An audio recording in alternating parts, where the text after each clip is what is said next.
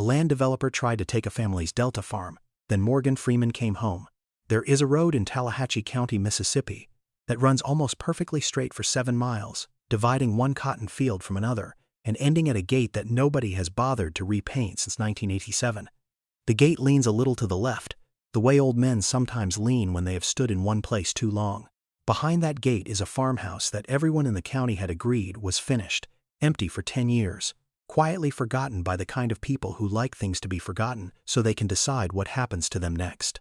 On a Tuesday morning in late August at 9:43 a.m., a dust-colored pickup truck slowed at that gate and stopped. The man who stepped down from the cab was 88 years old. He wore a faded denim shirt rolled to the elbows, khaki work pants with a small grease stain on the right thigh, and a pair of leather boots that had walked through more counties than most people drive through in a lifetime.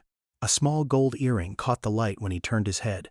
His hair was white, neatly cut. His beard was the same. There was a Panama hat on the dashboard he had not bothered to put on yet because the sun was still kind. He stood at the gate for a long moment without touching it. He looked at the hinges. He looked at the chain.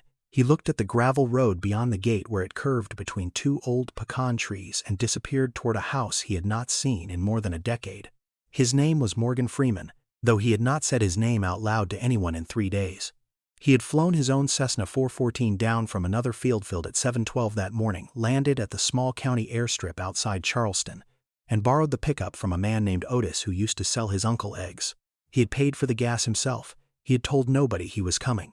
The letter that brought him here was folded in the inside pocket of his shirt. 30 days. Pay the back taxes of $4,217.83, or the 84 acres known on the county rolls as the James A. Freeman place, which we sold at auction on the courthouse steps in Sumner. Final notice. He had read the letter 4 times on the plane, and once more in the truck before he stopped reading it. His Uncle James had been the high school English teacher in 3 different Delta towns over 41 years. He had raised 4 nieces and nephews on a teacher's salary. He had refused to sell this land to a developer in 1998 and again in 2003 and once more in the year he died. When James passed in the winter of 2015, Morgan had been in Cape Town finishing a documentary. He had told himself he would come back the following spring. The following spring he had been in Iceland. The spring after that he had been in surgery in Memphis. Time had a way of doing that to a man. Time, and the kinds of things a man tells himself when he does not want to feel something all at once. Morgan unlatched the gate slowly and pushed it open. The hinge made the same complaining sound it had made when he was 30 years old. Some sounds outlive the men who first heard them. He climbed back into the pickup and rolled it forward at 5 miles an hour. The cab smelled like hay and old vinyl. Through the windshield he watched the house come into view between the pecan trees, and the first thing he noticed was the smoke. A thin, steady line of it rose from the chimney. He stopped the truck about 40 feet from the porch and sat there with his hands on the wheel. The house was not what he had expected. He had expected collapse. He had expected the kudzu to have eaten the porch the way it ate every other forgotten thing in this part of the country. He had expected broken glass and rusted gutters and the slow gray surrender of a building no one had loved. Instead, he saw fresh paint on the porch rail. Not professional paint. The brushwork was uneven, the kind of person does when they care more about finishing than about how it looks. He saw a row of mason jars on a windowsill with what looked like tomato preserves catching the morning light. He saw a pair of work gloves draped over the bottom step. He saw a small kitchen garden along the south side of the house, with the leaves of late summer beans climbing a homemade trellis. He saw a clothesline strung between the porch column and a packin' tree, with 3 shirts hanging perfectly still in the windless air. He saw a place that was being lived in. Morgan turned off the engine and let his hand rest on the keys for a long second. Then he opened the door and stepped down onto the gravel. The crunch of his boots sounded louder than it should have. He had taken 3 steps toward the porch when the front door opened. A young man stood there. He was in his early 30s with sandy brown hair cut short and a builder's frame, a carpenter's pencil tucked behind his right ear. He wore a gray t-shirt with sawdust on the shoulder. He held a piece of cedar board in his left hand the way a man might hold a thing he had been about to nail when he heard a truck coming up his road. His eyes went to Morgan, then to the pickup, then back to Morgan, and then they hardened in a way that had nothing to do with Morgan and everything to do with whoever this young man had been expecting. "Whoever you are," the young man said, his voice flat and tight, "you can turn around right now. We are not signing anything. We are not leaving, and if you came to talk about offers, you can tell Mr. Holloway he is wasting your gas." Morgan stopped where he was. He looked at the young man for a long moment without speaking. There was a particular quality to the young man's anger that Morgan recognized. It was not the anger of a man who hated the world. It was the anger of a man who had been pushed against a wall enough times to start swinging at shadows. "Son," Morgan said slowly, "I am not here from Mr. Holloway." That's exactly what the last one said. A second figure appeared behind the young man in the doorway. A woman, late 30s, blonde hair tied back, a clean apron over a worn t-shirt. She put a hand on the young man's arm. The gesture was not restraining. It was the gesture of a person who had stood next to him through enough fights to know which ones were worth having. "Marcus," she said quietly, "let him talk." Marcus did not lower the cedar board, but he did not raise it either. He waited. Morgan reached slowly into the breast pocket of his denim shirt and brought out the folded letter from the county. He held it up between two fingers where they could see it. "My name is on the deed to this house," he said. "I drove down here this morning to look at it before the county takes it. I did not know anyone was living here. I am not threatening anybody. I would just like to come up onto my porch and sit down for a minute, because I have been driving since before sunrise, and I am 88 years old." The woman's face changed first. Her eyes went to his face and stayed there, and something passed across them that Morgan could not quite name.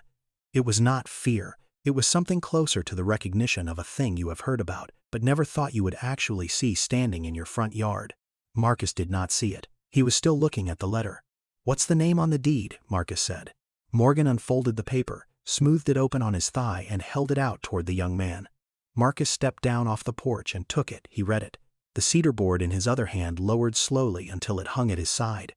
He looked at the paper again, then up at Morgan, then back at the paper. His mouth opened slightly and then closed. "Morgan Freeman," he said.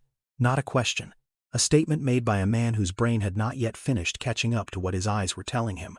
Morgan inclined his head a quarter inch. "That's right." The woman on the porch put both hands over her mouth. Marcus stood there in the gravel, holding a piece of paper that had a name on it he had heard on television since he was a boy. From inside the house a young man's voice called out, "Mama, who is it?" Nobody answered him for a long moment. Then a third figure appeared in the doorway.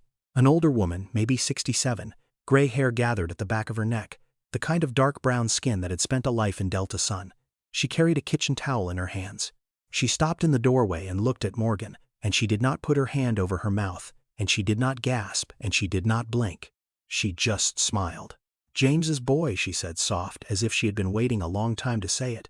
"I knew it the minute I saw you stand at the gate."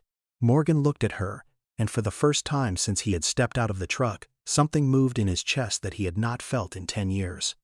"Miss Ellie," he said. The older woman nodded once. "Eleanor Tate. I taught 4th grade with your uncle for 26 years. Morgan stood very still on the gravel. He had not expected to hear that name today. He had not expected to hear it ever again.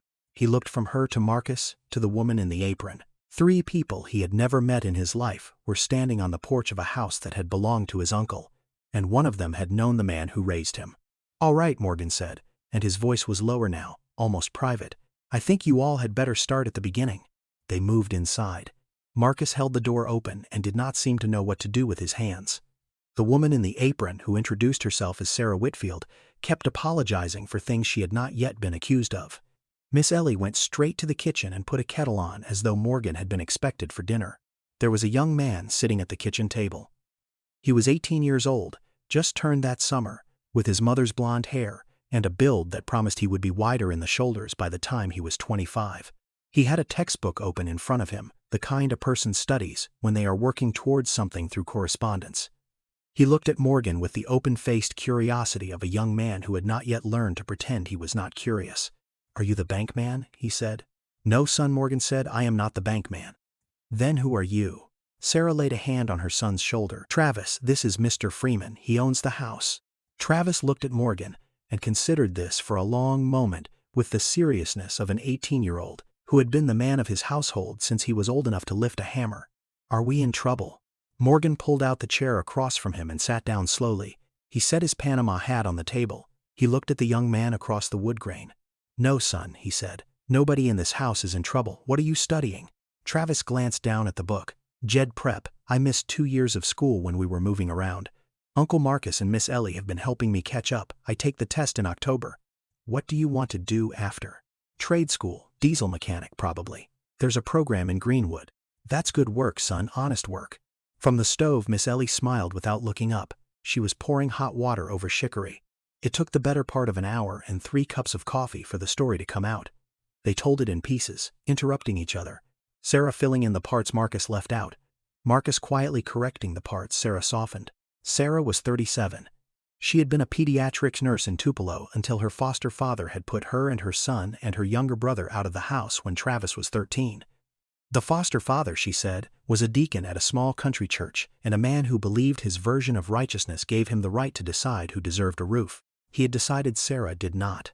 Marcus, who was 33 and had a habit of standing in front of his sister when men raised their voices, had walked out with her that same night. They had moved through 6 towns in 5 years. Sarah took shifts at urgent care clinics that did not ask too many questions about where she had been the year before. Marcus did framing work and finished carpentry for foremen who paid in cash. They had slept in their car for 11 nights one winter outside Greenwood. They had slept in a church basement in Yazoo City. They had slept in a motel room with no working heat the night Travis turned 15. Then they had found this place. The fence had been falling down. The roof had a hole in it the size of a kitchen table. The well pump had not worked in 3 years. The first night they spent inside, they had slept in their coats on a tarp on the kitchen floor. Marcus had patched the roof in October. He had rebuilt the well pump in November using parts from a junkyard in Batesville.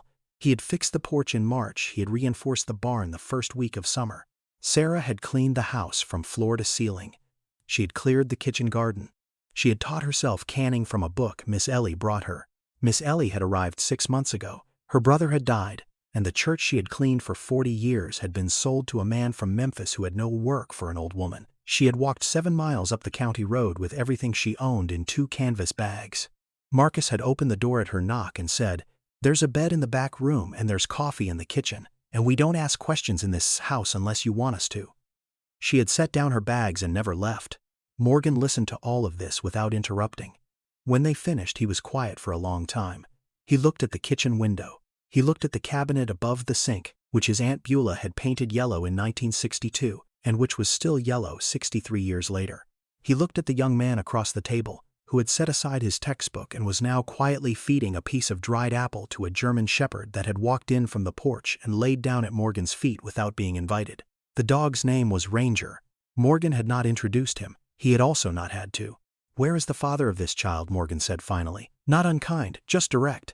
Sarah's jaw tightened the smallest amount. "I do not know. I have not heard from him in 6 years. He does not know Travis exists in any meaningful way." "And the man who is bothering you, Holloway?" Marcus answered. "Wade Holloway. He owns about 3,000 acres along the river already. He has been buying up every parcel he can get hold of for the last 12 years. He wants this one because the road frontage is good and the soil drains. He's been by here every 2 weeks for 10 months. Sometimes with papers. Sometimes with a man who used to be a sheriff's deputy. The last time he was here, he told Sarah that a woman alone in this kind of house was an unsafe situation, and that he was just being neighborly by suggesting we leave." Morgan's eyes did not move, did he now? 2 weeks ago, someone cut the wire on the back pasture fence. Last Friday, someone shut off the valve on our irrigation line out at the road. I cannot prove it was him, but there is nobody else. Morgan nodded slowly. He picked up his coffee cup. He set it down without drinking from it. He turned to Miss Ellie. "When did you know it was me?" Miss Ellie smiled. "When you stood at the gate and didn't touch the latch right away. Your uncle used to do the same thing every time he came back from a trip. Said you had to give the place a minute to remember you." Morgan did not respond to that immediately. He looked down at his hands. Outside, gravel crunched. Sarah stood up so fast her chair scraped backwards. "That's him," she said. A black SUV had rolled up to the porch. It sat there with the engine running for the length of 3 full breaths. Then the door opened. The man who got out was somewhere in his late 50s. He was tall, heavyset, dressed in a pressed white button-down shirt with the sleeves rolled up in dark khakis. He wore a wide leather belt with a worked silver buckle. His silver hair was combed straight back from a forehead that had spent a great deal of time looking down at smaller men. He walked toward the porch with the unhurried stride of a person who had never been told no by anyone whose answer he respected. Morgan stayed at the kitchen table and watched him through the window. "Marcus," he said quietly, "stay inside. Both of you stay inside. Mr. Freeman, I can handle." "I know you can, son. I am asking you to stay inside." Sarah looked at her brother. Marcus looked at the door. Then he looked at the 88-year-old man at the kitchen table whose name had been on his deed. Marcus stayed inside. Morgan stood up. He took his Panama hat from the table. He did not put it on. He walked out onto the porch.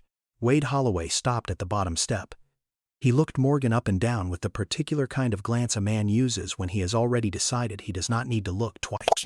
"Morning, old-timer," Holloway said. His voice was friendly in the way certain voices are friendly.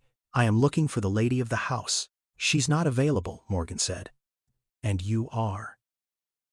"Morgan? All right, Morgan, I'll keep it simple.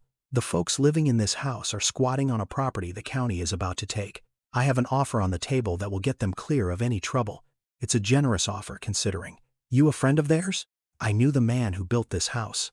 Holloway nodded as if that meant something. "James Freeman, good man, stubborn man. We had a couple of conversations back in the day."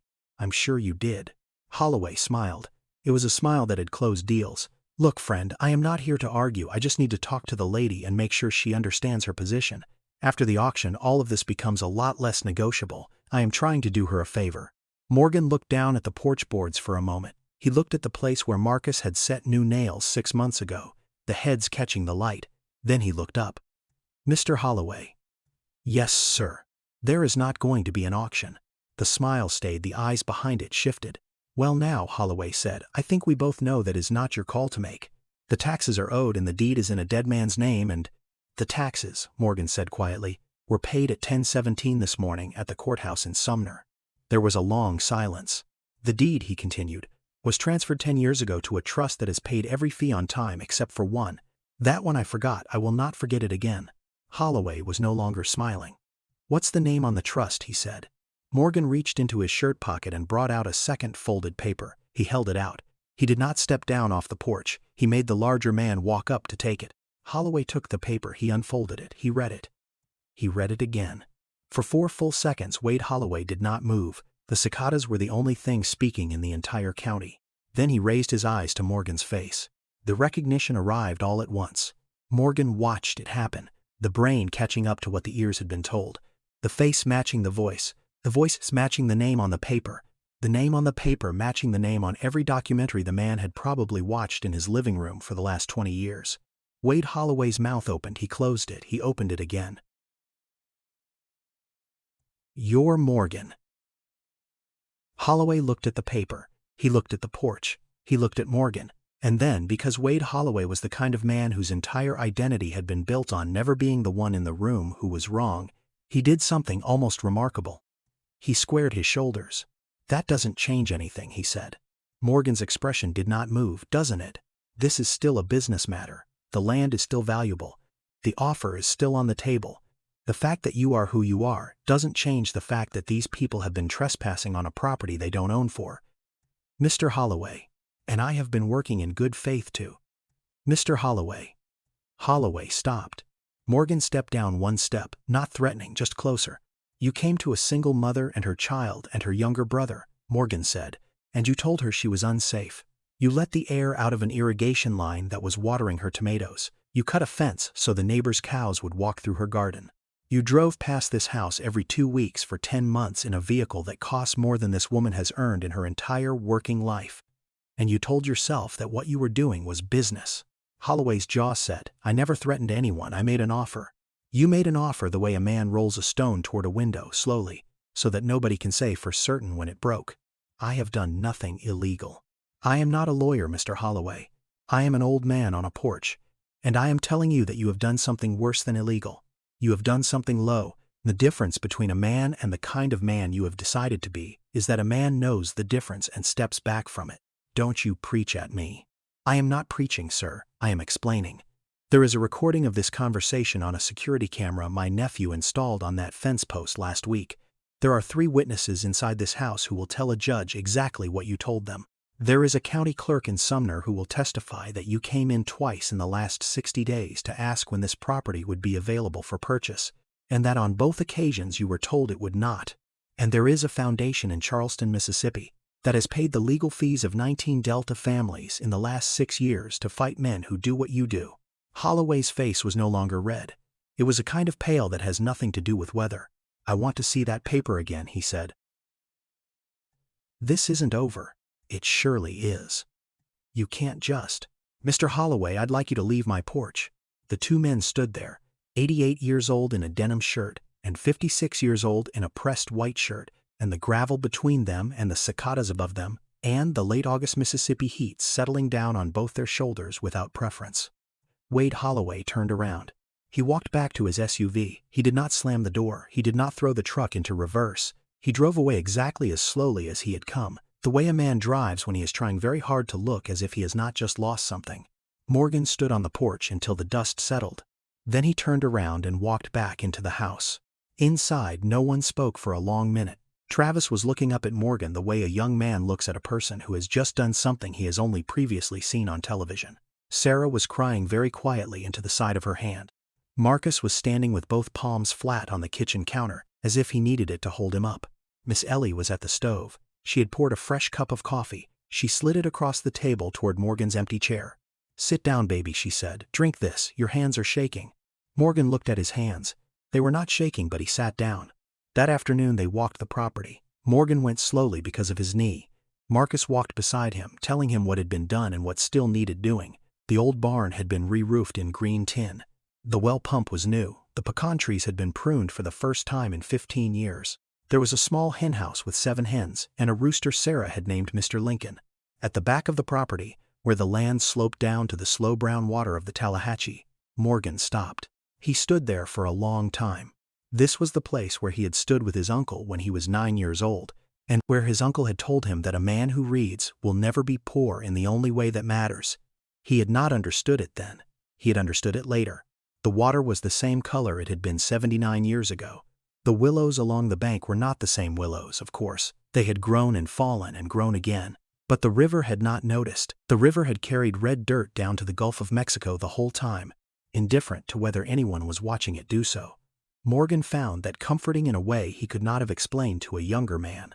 He picked up a small flat stone from the bank. He weighed it in his palm. He did not throw it. He put it in his pocket instead. He turned to Marcus. "What do you want, son?" Marcus looked at him. "I am asking you straight," Morgan said. "Not what you think you are supposed to want. What do you want?"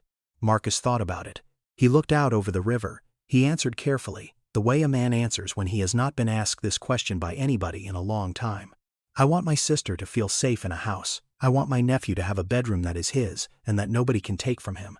I want to do honest work with my hands. I do not want to be afraid of pickup trucks coming up the road." Morgan nodded. "All right," he said, "then here is what we are going to do." That evening at the table, with the kerosene lamp burning, because the power had gone out the way it did in late August storms, Morgan told them. The 84 acres would be transferred from the family trust into a charitable foundation already operating out of Charleston, Mississippi. The foundation would lease the land and the house to Sarah Whitfield for the sum of $1 a year for the rest of her natural life, with succession rights to her son. Marcus would be employed by the foundation as caretaker and operations manager at a fair wage. Miss Ellie would have, in her words exactly, a porch and a kitchen, and nobody asking her to clean anything she did not feel like cleaning. The barn would be converted into a small reading room and library for the children of the surrounding county. It would be called the James A. Freeman Reading House. It would be free. It would be open every Saturday. Sarah was crying again. Marcus was not. He was looking at Morgan with an expression that Morgan had seen many times in his life, the expression of a young man who has just been handed something heavy and is trying to figure out whether he is allowed to set it down. "Mr. Freeman," Marcus said, "I do not know how to thank you." Morgan looked at him across the table. "Son," he said, "I am 88 years old. I do not have the time or the inclination to be thanked. What I would like you to do is this. Sometime in the next 10 years, a young man is going to come up this road with sawdust on his shoulder and nowhere to sleep. When that day comes, you remember what this porch looked like the night I sat down at this table." Marcus did not answer for a moment. Then he nodded once. "Yes, sir. That is all I want, son. That is the whole arrangement." Outside, the cicadas kept up their old steady song. Inside, Travis had set aside his textbook and was sitting on the floor scratching Ranger behind the ears, the kind of quiet companionship 18-year-olds keep with old dogs when they are not yet ready to call it a night. Miss Ellie was humming something under her breath. Something old, something Morgan half recognized from a long time ago. 3 days later, Wade Holloway tried something else. He had a friend at the county courthouse file a complaint about the foundation's tax-exempt status. The complaint was thrown out within a week. He sent a letter to the local paper claiming the new owner of the James A. Freeman place was misrepresenting himself. The paper called him back to confirm a quote. He hung up. He called a man in Jackson who knew a man in the state legislature. The man in the state legislature, whose mother had taught with James Freeman in 1971, asked Wade Holloway never to call again. By the end of October, 3 of the men who had been doing business with Wade Holloway quietly stopped returning his calls. By December, the small commercial lender in Greenwood that had been carrying his land acquisitions for years declined to renew his line of credit. By the following spring, Wade Holloway had sold off 400 acres at a loss to a Memphis investor he had previously refused to work with. He blamed the market, he blamed the weather, he blamed the slow death of small-town honesty. He never blamed himself, because Wade Holloway was the kind of man for whom blaming himself would have required becoming a different man, and he was not prepared to do that. He told the story at his country club for years afterward. In his version of the story, he had been the victim of a celebrity's interference in a routine business transaction. In his version, the family had been squatters who got lucky. In his version, he had walked off that porch because he had chosen to. Nobody at the country club asked questions. That was what you paid the dues for. By the second spring, the James A. Freeman Redding House had opened its barn doors to 23 Delta children every Saturday morning. Miss Ellie taught them how to make biscuits in the kitchen between 10 and 11. Sarah ran a small clinic out of the front porch on weekends and refused to take payment from anyone who could not afford it. Marcus had hired 2 more young men out of the county to help him with the carpentry work the foundation now paid him to do at other family farms in the area. Travis had passed his GED in October with a score in the top 15% of the state and had enrolled in the diesel mechanic program in Greenwood, with a small scholarship the foundation arranged through a friend of a friend without ever telling him where it had come from. Morgan came back 4 times a year. He landed his Cessna at the same small strip in Charleston. He borrowed the same pickup from Otis. He drove up the same gravel road. The gate had been repainted. The chain was new. But he still stopped at the gate before going through. And he still gave the place a minute to remember him, because some habits a man inherits from the people who raised him and does not let go of. On the porch one afternoon in his 90th year, Morgan sat with Marcus while the sun went down over the river. Travis was 20 now, halfway through his diesel mechanic program in Greenwood, and was reading a textbook on the steps the way young men read textbooks when they have learned what it costs to miss the chance the first time. Sarah and Miss Ellie were inside putting up the last of the summer tomatoes. Ranger, who was older too, was asleep at Morgan's feet. Marcus had been quiet for a while, then he spoke. "Mr. Freeman, I have wanted to ask you something for a long time." "Ask it, son. Why did you stop on that first morning, when you stood at the gate? Why did you stop before you went through?" Morgan looked out at the river. He took his time. "My uncle used to say something to me," he said. "He said the place is not a thing you own. It is a thing you are allowed to belong to for a little while, and the rent is paid in attention. He said if you ever come back to a place and walk through the gate without stopping, you are not coming back at all. You are just passing through." Marcus nodded slowly. "I almost did that, son," Morgan said. 10 years I almost did that. Time has a way of teaching a man what he should have done. The lucky ones get a second chance to do it." The sun went down over the slow brown water of the Tallahatchie. The cicada started up. Travis turned a page on the porch steps. That is how Mississippi works. If this story stayed with you, leave a comment below sharing the city you are listening from, and tell us about someone in your own life who showed up when nobody else did. If you would like to hear more stories about quiet character, restored dignity, and the lessons we forget every day, you are always welcome here. Like and subscribe so you do not miss the next one. May God bless you, keep you safe, and bring peace to your home. Disclaimer: this story is a work of fiction created with the assistance of AI for the purpose of sharing positive messages and life lessons. It is inspired by Morgan Freeman's well-known reputation for wisdom, his real love of the Mississippi Delta, his beekeeping passion, his pilot's license, and his commitment to his southern community. The events, characters, other than Morgan Freeman himself, locations, businesses, and dialogue depicted are entirely fictional, and not intended to represent or target any real individual, business, or organization. Any resemblance to actual events or persons other than Morgan Freeman is purely coincidental. No AI voice cloning or deepfake technology has been used to impersonate Morgan Freeman.